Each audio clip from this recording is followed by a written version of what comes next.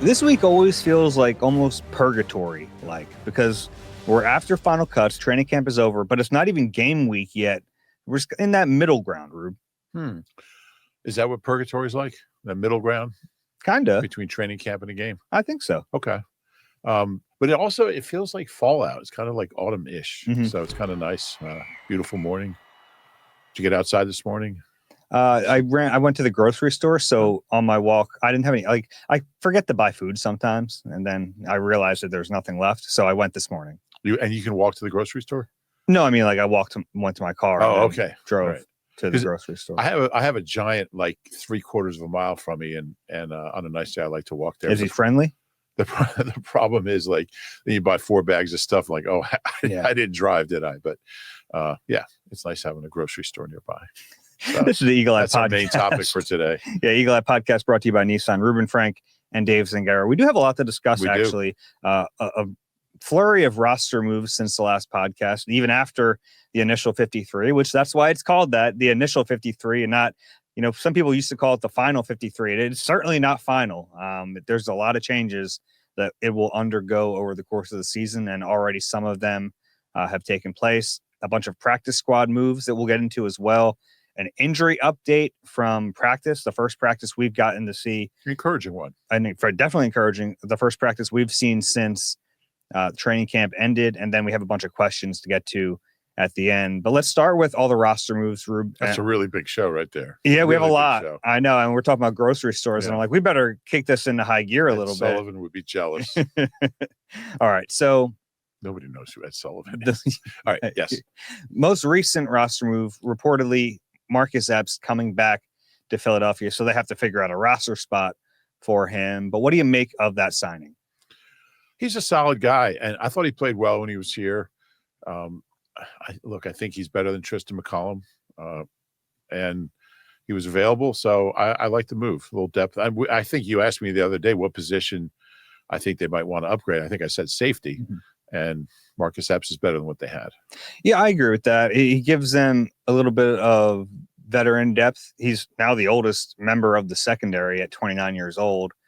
It's kind of crazy to think that Marcus Epps is 29 years old. You still think of him as this up-and-coming day 3 player the Eagles got from Minnesota. But yeah, he's been in the league for a long time. He started 45 games in the league, played in 82 games, got hurt last year, but the previous 2 years started 34 games. That was the Eagles in the Super Bowl year in 22, and then with the Raiders in 23.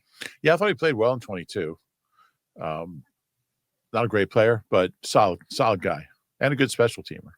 Yeah, which you would think he'll have to do some special team stuff here. I don't think they're bringing him in to start. No. Now, if Sidney Brown or Drew McCouba really struggles, you have that safety valve to go to.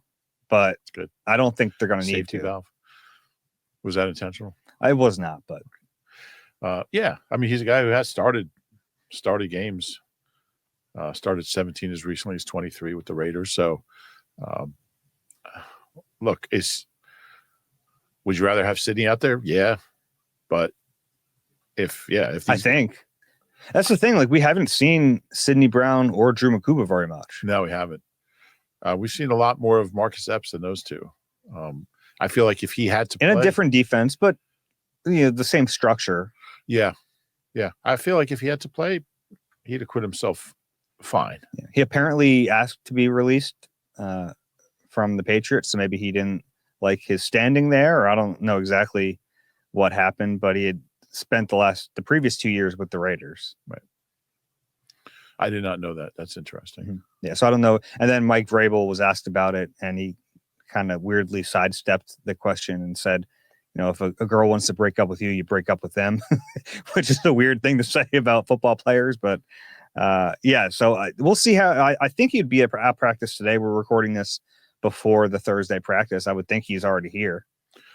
Yeah, it's not too far. It's not like coming in from West Coast. Okay. So Marcus Epps back on the roster. They do have to figure out who to release. He was originally drafted by the Vikings 5th round, maybe, in 6th round out of Wyoming in 19, maybe. Mm-hmm. Yeah. He was here, 4 years? Yeah, well, the Eagles claimed him during the 19 season. Okay. Yeah.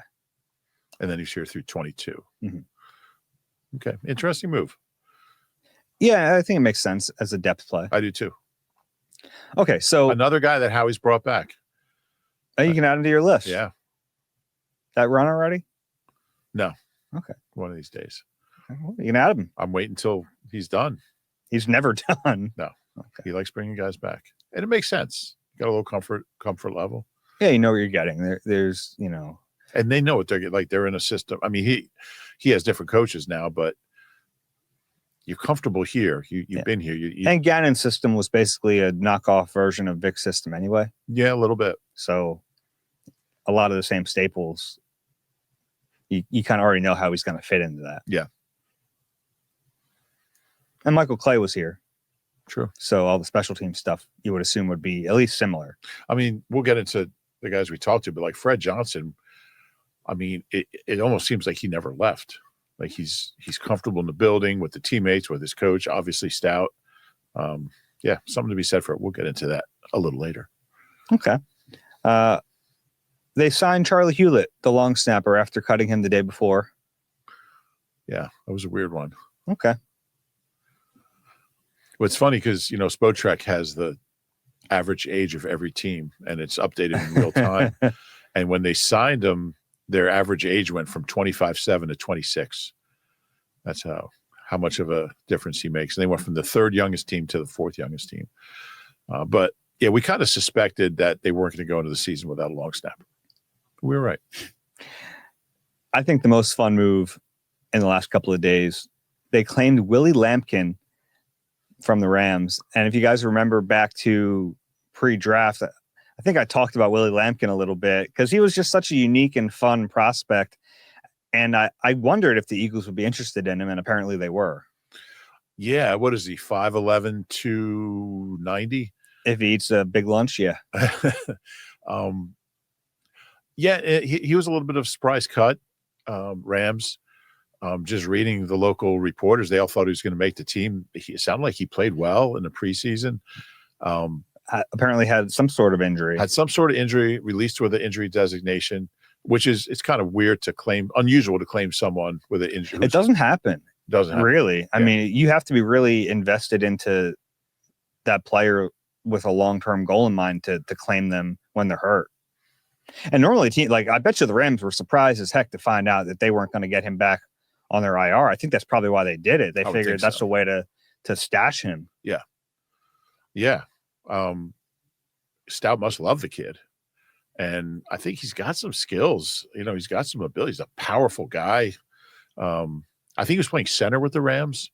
He was. In the preseason, can play guard. He would be the shortest interior lineman, or the shortest offensive lineman in Eagles history. I think Nick Cole was 6 feet, and one other guy was 6 feet, around the same era. But it's a really unusual body type. But if you have Stout on your side working with you, you have a chance. I don't care what you look like. Yeah, and if you're a center and you're an undersized center, this is a good spot to be. We've seen that Motton. Now he's not as big as Kelsey or Cam Jorgens, obviously, but those guys are considered relatively undersized, and so is Lampkin. This is some stats on Willie Lampkin. This is from Dane Brugler's The Beast. David Molk's the other 6-foot guy. He's the guy who wrote that anonymous book that wasn't that anonymous. Yeah, David Molk was the guy that started 4 games at center when Kelsey had the sports hernia in 14. Mm-hmm. He was the last guy before Kelsey streaked to start at center. Did you read the book? I didn't. I didn't either. Did anybody read it? Lampkin, 23 years old, 5'11", 280 to 290, 61 starts in college at Coastal Carolina and then North Carolina, and at different positions. So 27 starts at left guard, 20 at right guard, and 14 at center. As a senior, he was first team All ACC. Yeah, and he got that blocking award, the Jacob Blocker Award or something, for the best blocker in the ACC. So he's not like a novelty. I mean, he can play. Yeah, and I think some people kind of treat him like a novelty until you really watch him. And I remember seeing clips from him surface from the Senior Bowl, which, by the way, he was a late invite. to the Senior Bowl. Like all those invites go out, and then a few guys get a late invite. He was a late invite and went there and just was pretty dominant. It's amazing how physical he is. Some of the clips we saw from that week where he's just like slamming guys to the ground, and he kind of did that in the preseason a little bit too. Yeah, I saw his first snap in his first preseason game. Somebody had socialed it out, and he pancaked a guy on his first rep. That gets your attention. Yeah, he obviously the height could be an issue, but it's leverage too, and he seems to understand how to use that leverage. And he's like getting up under defensive players and using his strength to beat them. Wrestling background, which I think shows up definitely in his football tape. A heck of a wrestler. His senior season was a state champion, 285-pounder, Florida 2A state title, 47-0. Really? Yeah, he was an excellent wrestler. That's a lot of matches. It is. 47-0. Yeah. Played offensive line and defensive line in high school. Then went to Coastal and played on the O-line. It's a shame we didn't have him in camp for a while. He'd been fun to watch at practice. Yeah, I know. That is the shame of it. We won't get to see him in practice, really. Warm up. But like, honestly, that's going to be fun. Just seeing him next to Jordan Mailata. Yeah, that will be interesting. Right? I mean, that's going to be just fun to see if he's out there. He might not be out there if he's hurt, but yeah. Excited about that. Yeah. And Stout gets his projects, right? Like every year, there are one or two offensive linemen on this team that are just there and they don't play, and he develops them. We saw it last year. Trevor Keegan was that guy last year. We've Brett Toth has been that guy for 9 years now. Darian Kennard was Yeah. last year. And this year it looked like it was going to be Trevor Keegan. Now you have Willie Lampkin. You have Cameron Williams, who clearly isn't ready to play. Stout gets a couple of spots. In general, the Eagles keep like 4 developmental spots on their roster, and it always seems like at least a couple of them are on the offensive line. And with their track record, it makes a ton of sense. Yeah, and that's in addition to the guys on the practice squad. I mean, Holland Pierce is a guy who I could see in a couple of years being with his size. Yeah, there just aren't many 6'8", 350-pound guys walking around. Yeah, Stout gets him coached up. Yeah, so it's a fun group. I'm excited to watch Willie Lampkin. I'm embarrassed about how much Willie Lampkin I watched during the pre-draft process, just because like it was so different. Yeah. Yeah. Went undrafted. I thought he was going to get drafted. I understand why he didn't, but like if he's 6'2", surefire first round. Yeah. Maybe not first round, Maybe but second. Early day 3 at worst, I think. Yeah. Yeah, it'd be fun. Dave, you have to understand how excited Dave was to tell me that the Eagles got him. Exclamation points. Dave is very judicious with his exclamation points, but there was a few. I handed out some for Willie Lampkin. Yeah, you did. I'm excited to talk to him. Yeah. I hope we get that chance today. That'd be cool. So. Yeah. The other roster moves, they waived Trevor Keegan and Tristan McCollum. So you would think that one or two of those guys, they'd like to get back on the practice squad if they could. You would think. Mm-hmm. Yeah. We'll see what happens. We'll know later. Yeah. The Trevor Key, this is the harsh reality of the initial 53 is that guys make the roster and then a day later get cut. And that's just the way it works. Yeah. And you don't get paid unless you're on the roster on Wednesday, or for this week, it would be Sunday, I guess. Yeah. But, the beginning of the game week. Yeah. That's why it's like, even if you make the roster, you can't get too happy too quick because it's, it could be very fleeting. Yeah. You don't go out and get that car, get that house just yet. So we'll see if one of those two or both of those two end up on the practice squad. But we did hear 14 names added to the practice squad, plus a running back they got from the Broncos. But you want to go through the names we know on this list first? Yeah. And some of them we knew before practice, but it was kind of fun just being at practice and seeing, oh, he's here. Oh, he's back. Oh.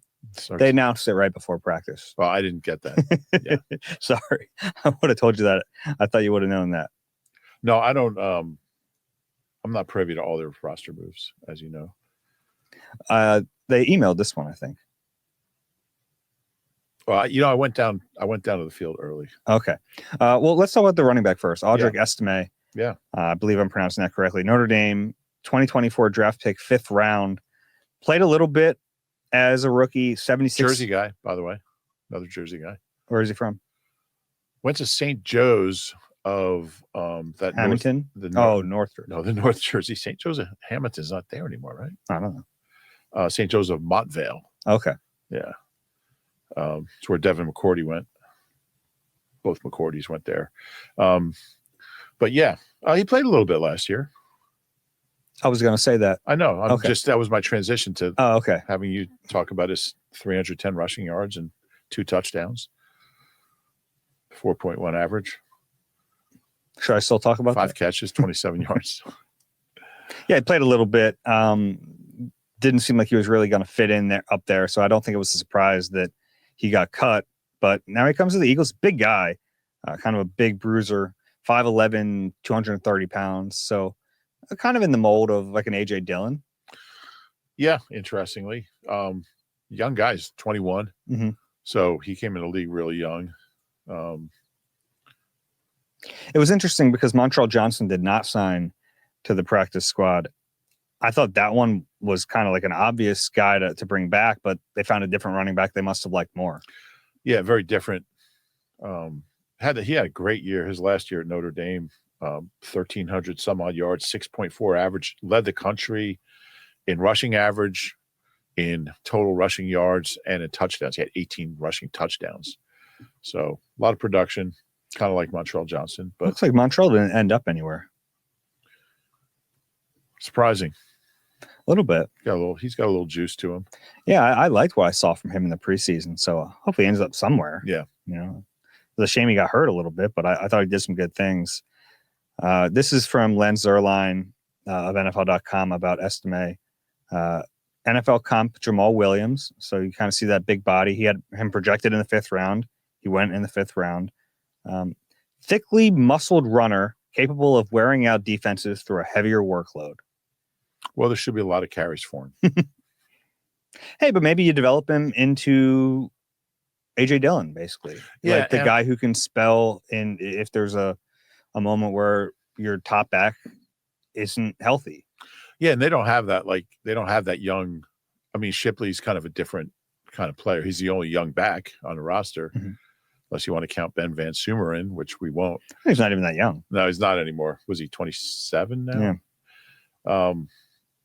So yes, something different. Maybe more of an NFL body than Montreal Johnson. I don't know. I think Montreal has an NFL frame. I mean, he's bigger, but yeah, solid guy. So yeah, we'll see. The other names on the practice squad: linebacker Chance Campbell, who just got here. He worked out like 2 days before their final preseason game. Got a practice under his belt, and they must have liked something. He played in that last preseason game. Mm-hmm. Yeah, it's pretty cool to just like show up at the end of training camp and do enough to. Was he in another camp? He was what? Was he in another camp? I don't know. That's a good question. He was a Titans. He was probably with the Titans. He was a 6th round pick in 2022. Played with them a little bit last year. Okay. It's cool though to like see. I remember he worked out. We saw a player on the field with Bobby King right after practice. Bobby King was on the field with him, working him out. I don't know if he was. So he was coming back from a torn ACL last year.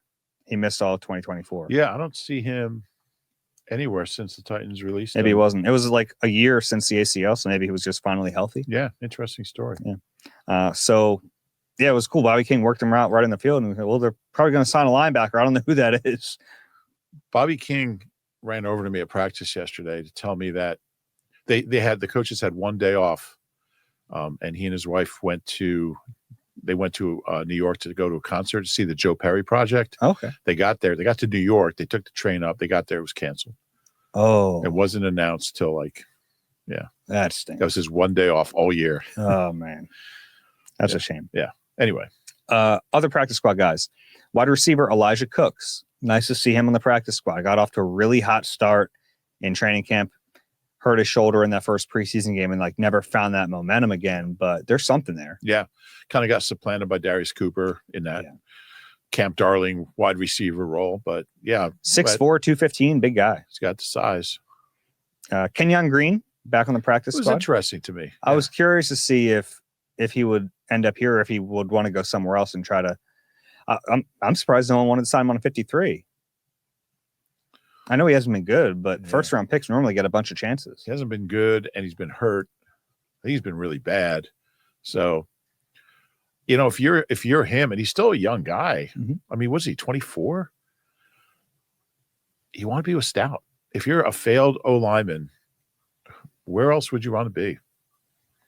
I have a chance for Jeff Stoutland. So yeah, and I think they seemed a little disappointed that he got hurt twice during training camp, so they never really got to start molding him the way they wanted. So we'll see where that ends up.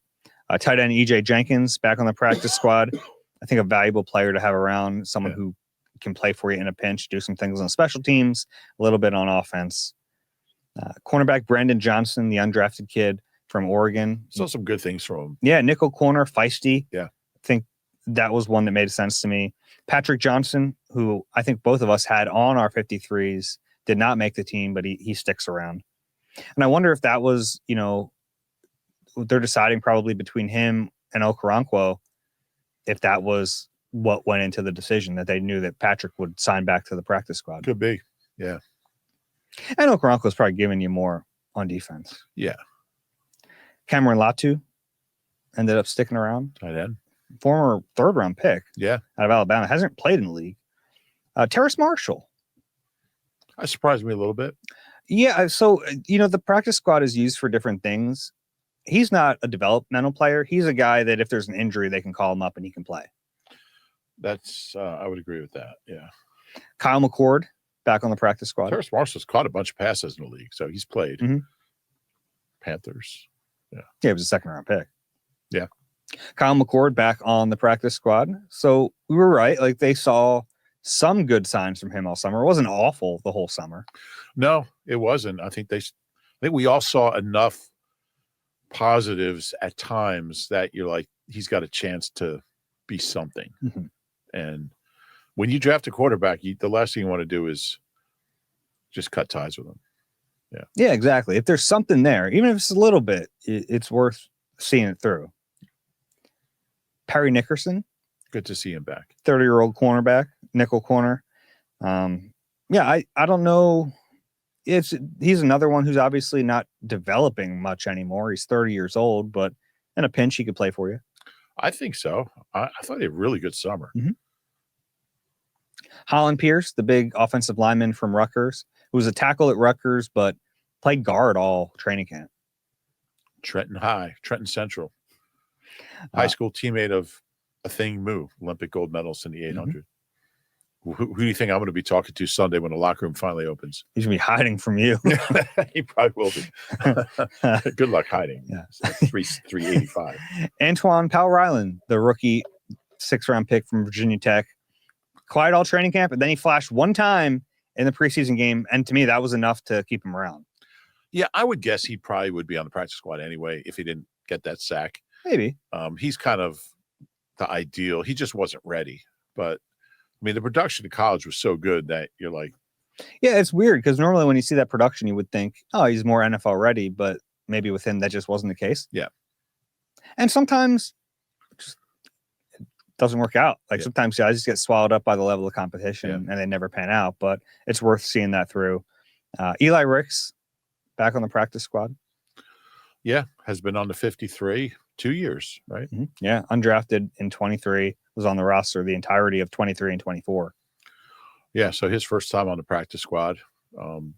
There's something they like about him, and he's got length, and he can run a little bit. I like the player. I think I would keep him around. Yeah. And then the last one, Andre Sam. Good to see Andre back. Yeah, he was a guy that I think I had on my 53 when we talked after the Jets game, and I changed that. I didn't have him on there eventually, but I like an Andre Sam. And I understand why you go out and get a Marcus Epps, a guy who's a veteran who has actually played in the league, but I think Sam could play if they needed him to. Yeah, I thought he did some good things along the way. I'm just looking up. He's 26 already. Went to like 5 colleges. Mm-hmm. So he's bounced around, but yeah, plays hard. Another feisty, small kid, 5'10", 190. So that's the practice squad right now. And it'll change. Like by the time you guys hear this, there will be changes to everything we just said. That's just the nature of the roster at this point of the year. And the nature of our podcast. When Howard knows it's That's posted, true as well. he's going to town. All right, we'll take a break. We have injuries to talk about when we come back. You deserve a car that thrills you, a car that puts goosebumps on your goosebumps. At Nissan, we've got everything from turbocharged SUVs to 100% electric vehicles that'll make your heart beat faster. Experience the thrill for yourself and shop your local Nissan store and nissanusa.com today. We are back on the Eagle Eye Podcast, brought to you by Nissan, Reuben Frank and Dave Zangaro. Rube, you're right. Very good injury news at practice on Wednesday. A bunch of star players were back on the field. Let's start with the most notable, Landon Dickerson, 2 weeks removed from MCL surgery, already back out in the field doing things. Yeah, and we kind of suspected that would be the case. I thought maybe not till next week, but certainly really encouraging to see him out there. I mean, when we saw him out there 2 days after, was it 2 days after the surgery or the day after with his cooler of beer, you kind of like, all right, this guy's playing. So, but it was certainly good to see him out there. Yeah, and I was really keeping an eye on him. We don't get to watch full practice anymore after training camp ends, so we don't know exactly. And we're in purgatory, so this is not where there are no injury reports. So we don't know if he would have been limited or full. My guess would still be limited, but no way to really know. But during offensive line drills, like the individual drills, he was repping and he looked pretty good. Yeah, no official injury report until Sunday. Is the first day they have to do that. So, yeah, we are kind of stuck in the middle. Who did that song, Stuck in the Middle with You? Was that Jerry Rafferty? Steelers Wheel? I don't know who did it, but I know the song. That's something for you. I think it was Jerry Rafferty. Okay. You got to look it up, I guess. Yeah. Okay. Stuck in a Steelers Wheel. Jerry Rafferty and Joe Egan. Joe Egan co-wrote that. Interesting. Okay. We can move on. It's a good song. Thank you for that permission. A.J. Brown and Devontae Smith both practicing. Very good news. Yeah, and look, like we knew that the Eagles were just being a little precautious about their injuries, but still a good sign to see them back on the field. I mean, A.J. was all but practicing. I mean, he was out there throwing passes, running around. I mean, he looked fine. So I think the concern level was pretty low. But yeah, good to see them both out there. Yeah, pretty low, but given how important they are, yeah, it was something to monitor. And even if he was going to play in week one, you want him to be fully healthy, especially with a hamstring, something that can linger. And Devontae's a groin, so 2 soft tissue injuries. Yeah, and I think the fact that they were out there yesterday and they didn't even wait till the practice week Sunday is a really good sign. Yeah, I agree. And I think at a certain point you get into training camp and you go, well, he's got, and what are we doing? Yeah. Let's get him on ice. Yeah, literally. Jordan Mailata with that concussion back on the field. And we don't know if he's cleared the protocol or if he's just moving through it. You can be out there before you clear it, but either way, it looks very promising that he'll be A-okay for week one. Yeah, it means he's going through the steps. I think third was the third phase you're allowed out there. And if you're but he fine, was participating. If you're fine after that, then you're clear. Yeah. So he could be full. He might already, yeah. We don't know. Yeah. But either way, good sign. We could ask him. Keely Ringo, quad injury. He was back at practice. So I think his chance to win that starting job has left him already, at least for now. But he's going to be active. He's going to play on special teams. He's going to be a backup. Yeah. Yeah. And at some point, he's going to start a game. He's going to be a starter. Like, I just think it's going to be one of those years where they just kind of keep looking. Could be. Yeah. That's my hunch, but could be wrong. But and then one guy who was not practicing, Andrew Makuba, that hamstring injury that's lingering a little bit. That's a shame because it really looked like he was about to just take that starting safety job. I think the last day of practice, he took all the reps, right? Or almost all the reps. It was the Yeah, his last day of practice. Yeah. His last day. Yeah. And then the very next day, he got hurt before team drills. Right. So yeah, and now, like, even if he heals up by game week, I don't know if they make that switch from Sydney. I don't either. And if that's a somewhat serious injury, maybe that has something to do with Marcus Epps being here. You have an experienced safety. Yeah, perhaps. Like, you don't want to. Either way, they only had 3 on the roster. Yeah. After they waived Tristan McCullum. Yeah, I mean, they were going to get another safety. I just think, I mean, if you have to play, you'd rather have Marcus Epps out there than Tristan McCullum. Sure. Yeah. All right. And Josh Uche was on a side field. Yeah. He has a groin injury, I believe. Yeah. So we'll see if he's ready for week 1. They went heavy at edge rusher, so maybe that was a reason why. Yeah. They kept all 3 of those veterans. Yep. Okay. We talked to some players. Yeah. After practice fun. On Wednesday. Yeah. And these are the this is before locker room is open to reporters. So we're at the mercy of the public relations staff and whoever they bring out. But they brought us some guys that we did want to talk to. It was Darius Cooper, Fred Johnson, Gabe Hall, and Sam Howell. Yeah. And we talked to them outside the NovaCare in a little grassy knoll. Is a knoll a hill? It was a hill. You go up the hill to get to the. Okay. I don't know. Chuck Knoll, grassy Chuck Knoll. Yeah, it was good talking to those guys. They're all interesting stories in their own way. Where do you want to start? Start with Sam Howell. First time meeting Sam Howell. Another offense for him to learn. And that was the big topic of conversation because he's got to cram a little bit. We don't know. Oh, that was the other thing. Tanner McKee was practicing. He had some sort of black brace on his thumb, his throwing hand. We know that's the injury. So not sure if he'll be ready or not for week 1. And because of that, Sam Howell has to be. Yeah. And I asked him about the challenge of learning. When he got here Sunday night, he said he found out Sunday, got here Sunday night, got right into the books. And he said it's his 5th offense since he was drafted. And he said he's kind of experienced in learning new offenses. And he said he just has been basically in the building, learning, studying. And he said he enjoys it. He said he thinks he's good at it. Something he's good at is learning quickly. He said you got to really be mentally tough to focus in and work that hard for that many hours. I thought that was an interesting conversation that way.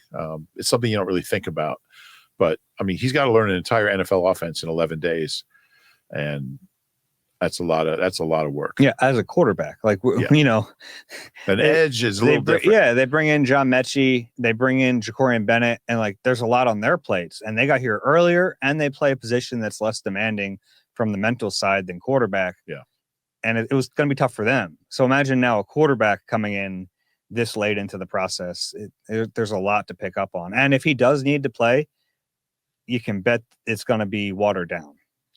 Yeah, he'll have one of those little things on his wrist, probably a little cheat sheet. But yeah, he's used to this. This is his 4th team. It's his 3rd team in a few months, really.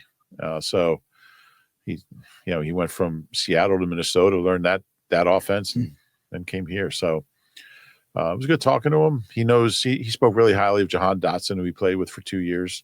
Really, he played with him the 1 year when he was a starter in Washington. They said didn't know Jalen or Tanner, but he's been working with him over the last week or since Sunday, and really positive outlook. He said, he still thinks of himself as a starter, and he wants to get back to that point. But right now, his focus is on being ready if he has to play. The one thing that caught my attention a little bit when he was going through how they coached this offense, he said they have a really good sense of what the offense is. And he's like, I can tell they've been like perfecting this system for a long time. So a little hint that it's not going to look, we already knew this, but it's not going to look very different, right? Like the system is the system, and it's changed over time. Maybe it got a sprinkle of Kellen Moore while he was here. Maybe it'll have a little bit different flavor with Kevin Patullo as the OC, but they're still running the same system here. Yeah. I don't think you can see wholesale changes. How about Darius Cooper? Good chat with him. Yeah. This is your first chance getting to talk to him. I think the only time he spoke publicly was after the first preseason game, but the 2 times I've been in front of him, I think the thing that stands out is just how poised he is. Yeah, and he was that way on the field too. And I asked him about that. I was like, where does that come from? Coming from Tarleton State and being undrafted and coming in and just acting like you belong from day one.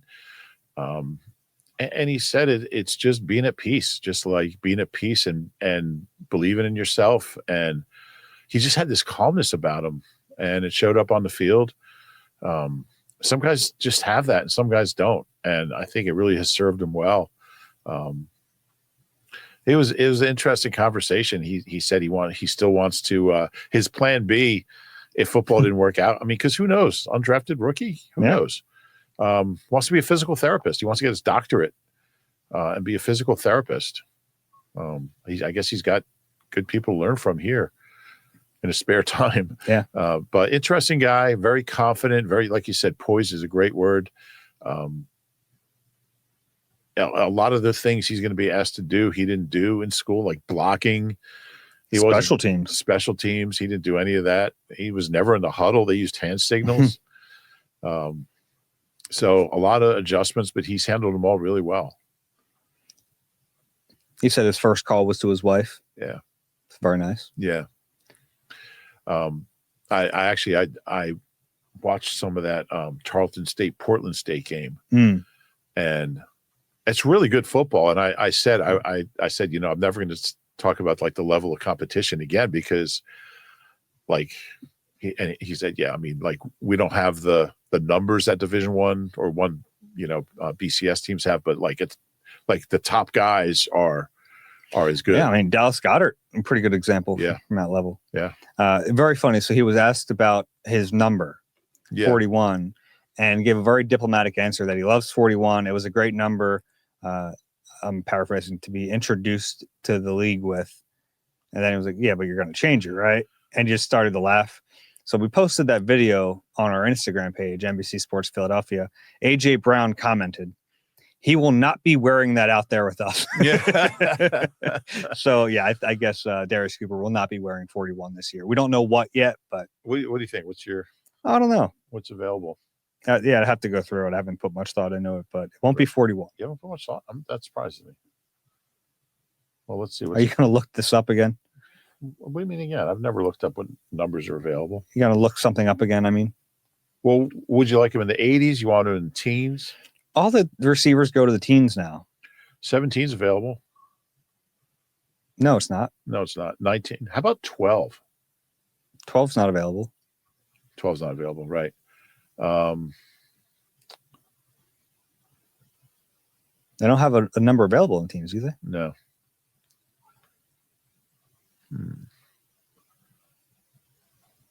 Well, is he going to go 80s? What's available in the 80s? Wait, who's 18? No, 18. Okay. Oh, yeah, 18's available. Maybe an 18? Yeah. I would like an 80s number. I like the 80s. John Mechie's 80. Mm-hmm. I love that. Best receiver number of all time. You think? Oh, okay. Chris Carter or James Thrash? I was going to go with that Jerry Rice, but Chris Carter's Hall of Famer. Jerry Rice is maybe the best football player of all time. You think? Clearly the best receiver. Eagles could have drafted him. Yeah. Okay. Anything else on Darius Cooper? No. Fred Johnson? Big Fred. Big Fred was happy to be back. He was.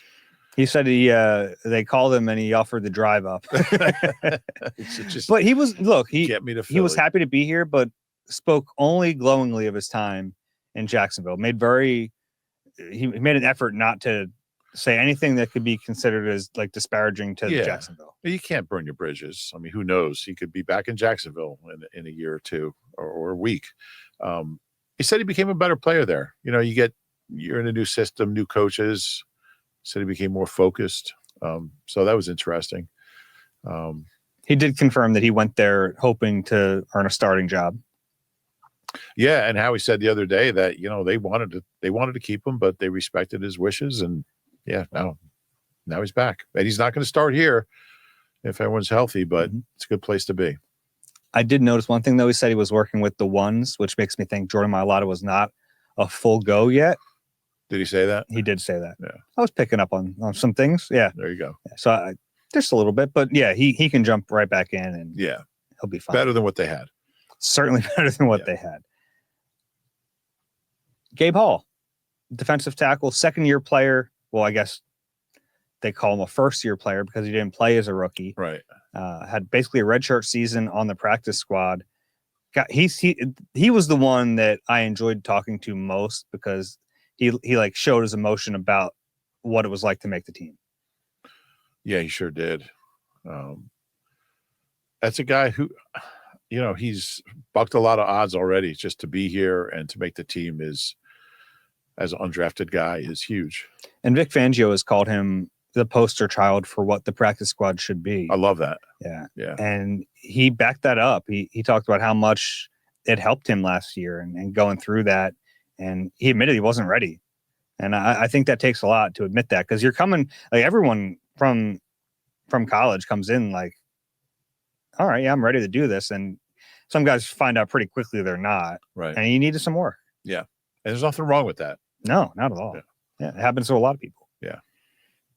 Yeah, it was fun to talk to those guys. It was. Okay. All right. We'll take a little break, and then we have a bunch of questions to get to when we come back. Eagles fans, be a part of the Birds Takeover in Kansas City with NBC Sports Philadelphia and Philly Sports Trips. Includes optional airfare, hotel, an exclusive pep rally, all-inclusive tailgate, ticket to the game, and more. Book your Eagles ultimate fan experience today. Back on the Eagle Eye Podcast, brought to you by Nissan, Reuben Frank, Dave Zangaro. Let's get to some of these questions. If you have one for us, it's eagle-eye at NBC Uni. That's NBCUNI.com. QR code is on the screen. Feel free to scan one and send it to us that way.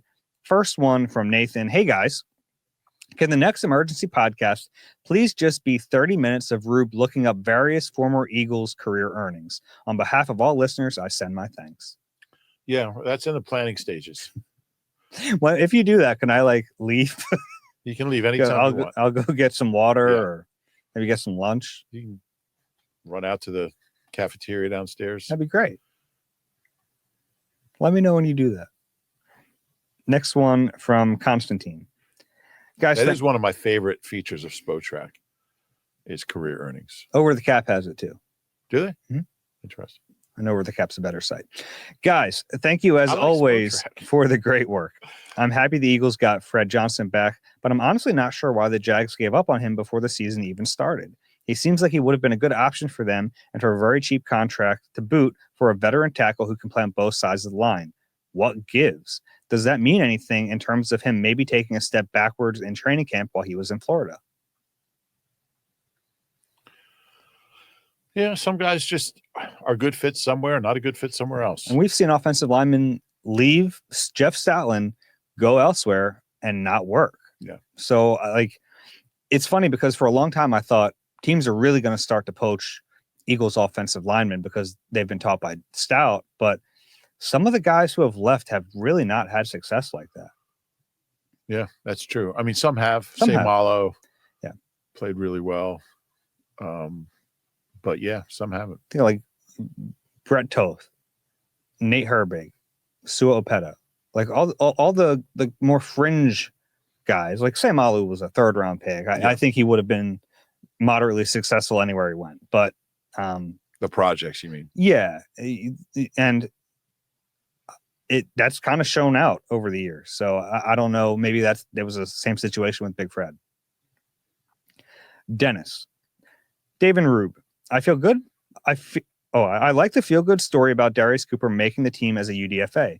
My question is, since rookie salaries are slotted based on draft position, how does it work for a UDFA like Cooper? Is he locked into a number of years like the other drafted rookies on the team? Yeah, it's just a minimum wage deal, and they each get a different bonus. Mm-hmm. But it's a 3-year deal for UDFAs. So that's why you'll see sometimes UDFAs end up being restricted free agents because after that third year. Yeah. Do you remember his bonus? Was he a big bonus guy? I don't remember. I'll look that up real quick. Yeah, I don't think it was huge. Dave's just looking up what his bonus was right now. We'll be back with you whenever he's finished with that. I don't know if I can find it this quick. Yeah, I don't have it in front of me, but That's all right. But they're 3-year deals for the UDFAs. Next one from Sherrod. Do you think the Eagles haven't paid Reed Blankenship yet because they believe that next year they can let him walk and Sidney Brown and Drew Makuba are the new duo of the future? I don't think they're looking at it that way. I mean, we haven't really seen either of them play. It's true. So, I mean, we've seen Sidney more than Makuba. I don't think that's it. I'm a little surprised it hasn't gotten done. I'm not sure if it's just a money thing. It's hard to imagine, like, if they wanted to get this done, they couldn't have gotten it done. It's not like Reed Blankenship's going to break the bank, right? No.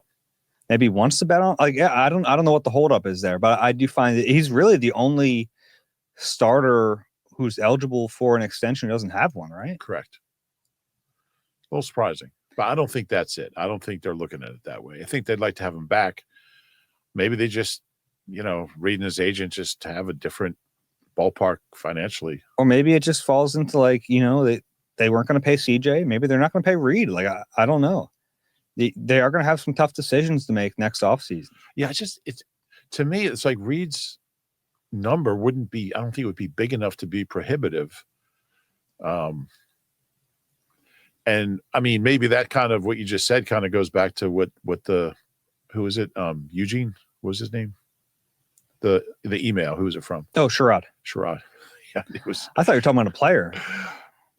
I mean, if they're really high on Makuba and Sidney, you think that way, but I don't see what evidence there would be to be that high on him.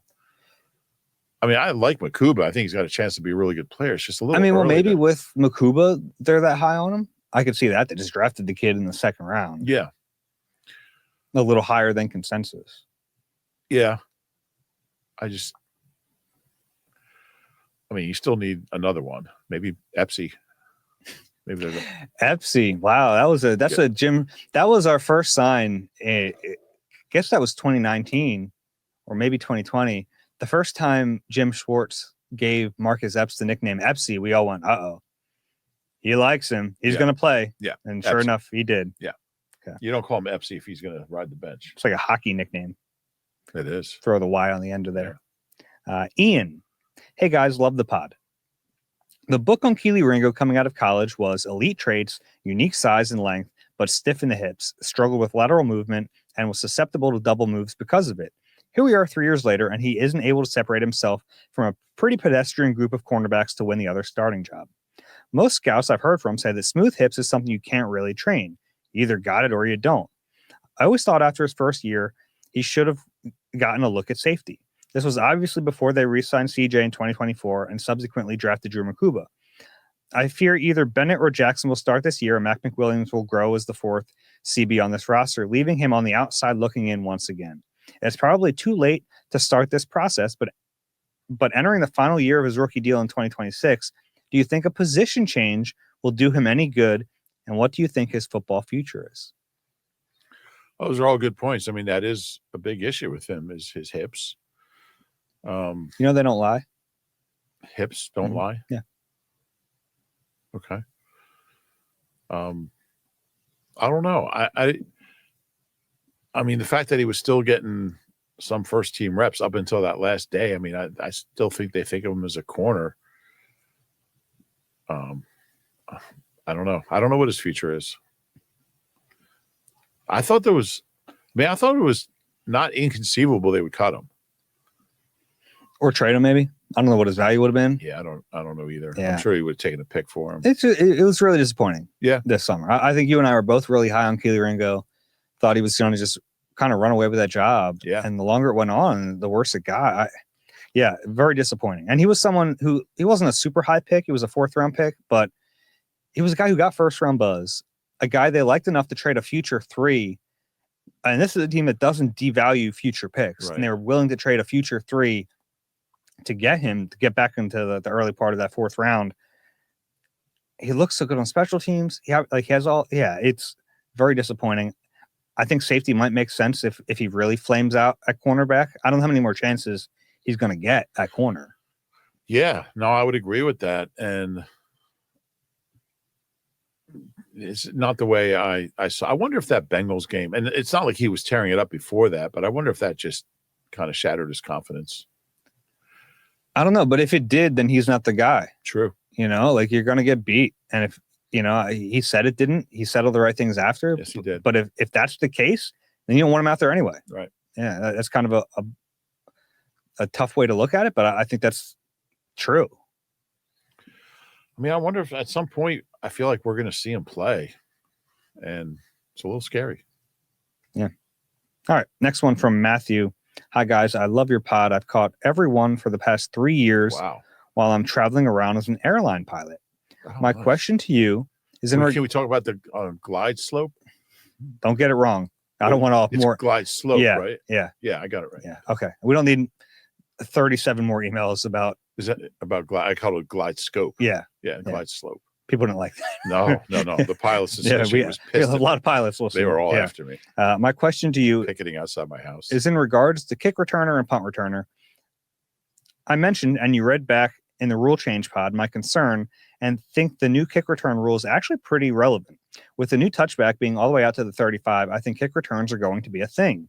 With Anaya Smith gone and Rube's draft darling Avery Williams not having panned out, who the heck is going to be our returner, and why are we leaving meat on the table not having a return specialist on the roster? Boy, I wish we had re-signed Isaiah Rodgers. That's a feeling like more and more of the obvious mistake that's feeling more and more like the obvious mistake of this offseason. Yeah. I think they wanted the return specialist. That's why they signed Avery Williams and he didn't have it. Yeah. $11 million over 2 for Isaiah Rodgers. Maybe felt like he had a better chance to be a starter with the Vikings. And if he's starting, I don't know if he is a kick returner. True. That's true too. I think Shipley is the best option. Shipley will be back there. Yeah. He's going to be one of those two back there. It might be AJ Dillon with him. Yeah. And that doesn't excite you because he's not going to break one. Right. But he'll be secure with the ball. I think it's a running back spot. Yes. I don't know who else would be a big candidate. The practice squad guy from the Broncos. Are maybe. But you got to call him up. And you need those elevations. Probably have his number. You proud of that one? Mm-mm. Okay, good. I just wanted to make sure. I don't feel real good about it. Okay. Next question. Yeah. From John. I asked this around this time last year, so maybe it can become an annual tradition. What is your way too early prediction for the position of the Eagles' first pick in the 2026 NFL draft? I think it'd be around 32nd. No. Position. Position. I thought on the football field. Spot. Oh, that's interesting. Did you just sneak in there that you think they're going to win the Super Bowl again? I may have done that. Okay. I may have done that.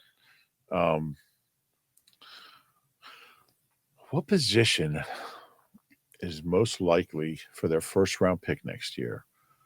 I think there's a pretty obvious answer. An edge? That's the most obvious. Yeah. Yeah, I think edge is the most obvious. Yeah. I think tight ends don't normally go. There's a risk involved with taking a tight end, but if they're in the 20s, I think it's in play. Could be.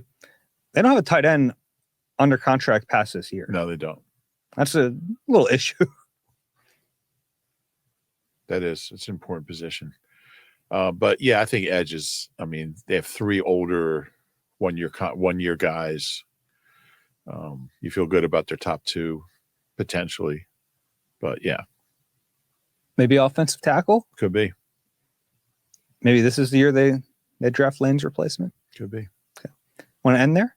That's sure. A good spot. Yeah. Appreciate all those questions. If you have one for us, eagleeye@nbcuni.com. If you enjoy the Eagle Eye podcast, please rate and subscribe wherever you get your pods. If you're watching on YouTube, click the like button and subscribe there as well. Keep those 5-star reviews coming in. They help us in ways that I don't understand.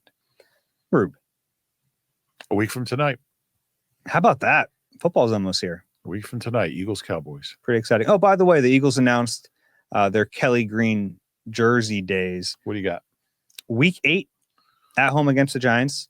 Week 12 in Dallas. They're going to wear them in Dallas. Interesting. And then week 18 at home against the Commanders. So all NFC East opponents. Fun. All right. For Reuben Frank, I'm Dave Zangaro. This has been Eagle Eye, presented by Nissan. We'll talk to you soon.